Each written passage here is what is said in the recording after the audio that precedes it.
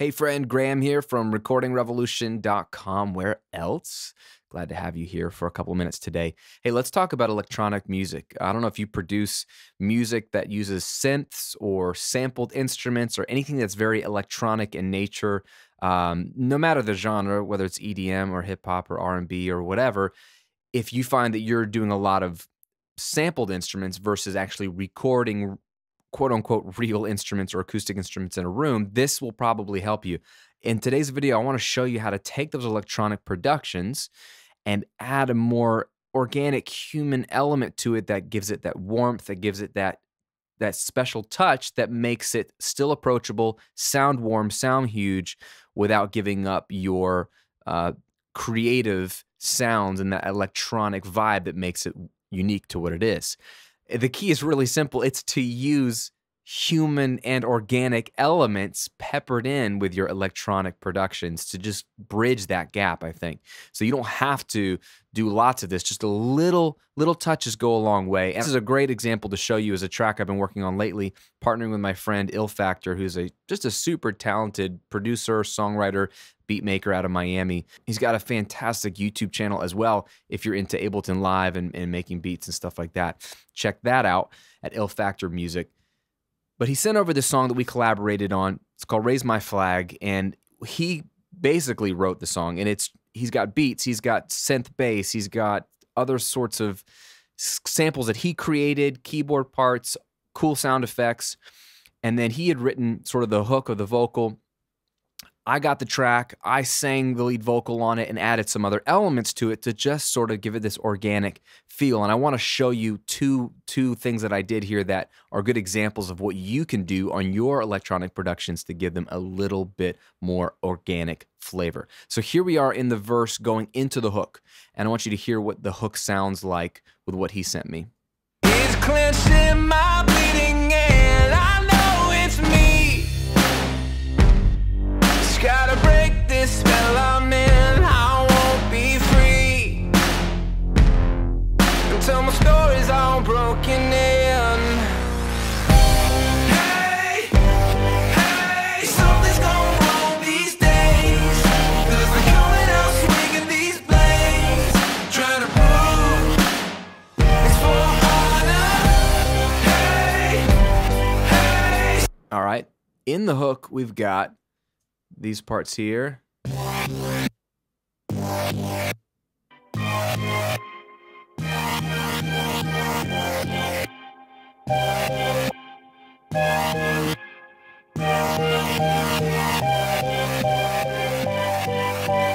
So, all right, that's all super cool.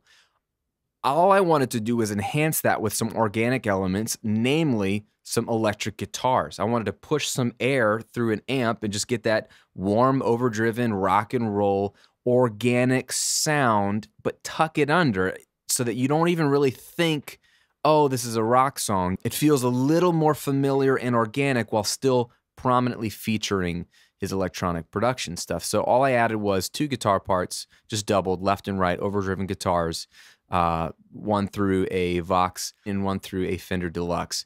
And it's just overdriven chords. Very simple, but take a listen to what they sound like. So here's the hook without them.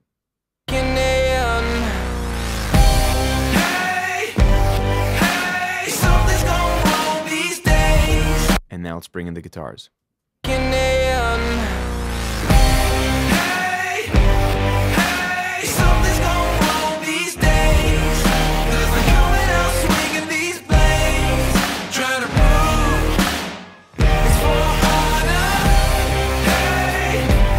Right, very simple stuff. Here they are in solo.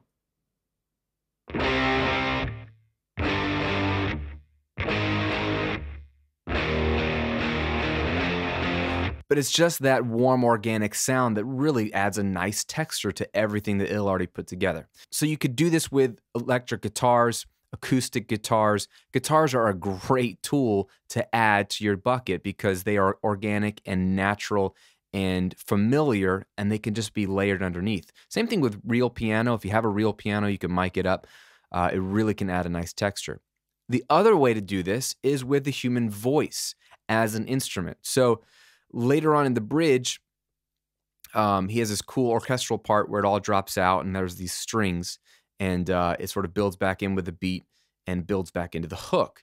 And by itself, it was pretty cool. I had a little electric guitar part sort of tucked in the background, but it was pretty empty and sparse. You can take a listen.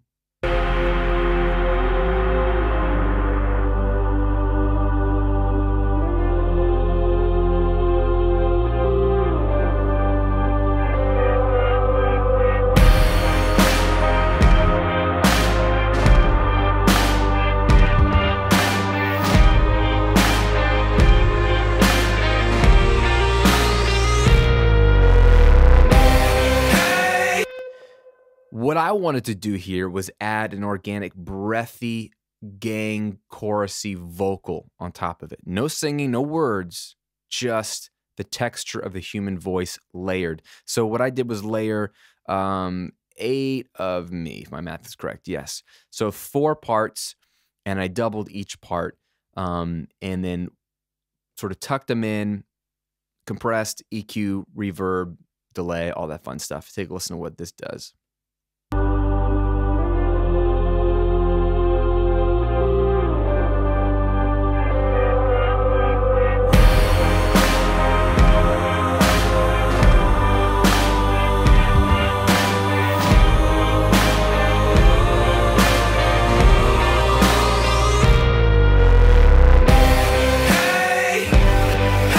Right, super simple. Here's the vocals by themselves. Just I did this like in 2 minutes. I just sang it and doubled it, and then sang the next part and doubled it.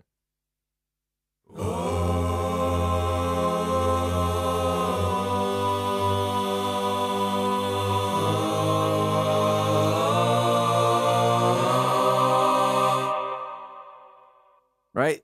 No need to make it perfect. No need to tune it. Just sing it and tuck it in. And then I brighten it up a little bit with the red console here. I really like the top end of this EQ just to give it a little breathiness. And that texture is so different than his muted strings. It's so different than all the other cool stuff he's got throughout the song. It's a nice human breathy element that just adds that little touch of like, oh, cool. This is people making music. But this is, I would say, a very electronic production. And this is all ill. And then just a little bit of guitar work and vocal work on top of it. It's got that modern sound that works, but it's those human elements that bridge the gap and keep it interesting. So here's what my challenge is for you.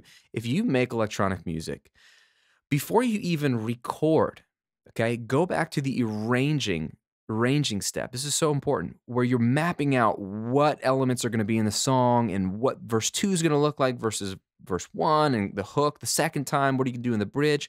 And I want you to map out every instrument that's going to be there and make sure you have at least 1 or 2 of these organic human elements in the arrangement. Obviously, if there's a vocal, that's a human element. But even on top of that, can you use background vocals, some ahs, some oohs, some a's, just some gang vocals to bring it into touch? Can you use a guitar, whether it's electric or acoustic? Can you use an old piano that you mic up, even if it's not perfect, just to push some air? Just push some air and add that organic element to what you're doing. Maybe it's organic hand percussion. You know, maybe you're playing a cajon or you're playing some hand drums or some tambourines or something that you actually mic'd up and push some more air on top of the samples and the beats. Just a little bit. Map out what those elements are going to be and where they're going to be. I think it will help your electronic productions really stand out and have something custom and unique and familiar to them. Now, related to this, and before you go, I want to give you something. I want to give you my 6-step guide to creating radio-ready songs, because this aspect, arranging and thinking through these instruments, is one of the 6 steps. And it's unfortunately a step that a lot of people skip. We think about recording as a step. Maybe we think about mixing if we've been around the block and we figure out that that's an important step. Maybe we've heard of mastering.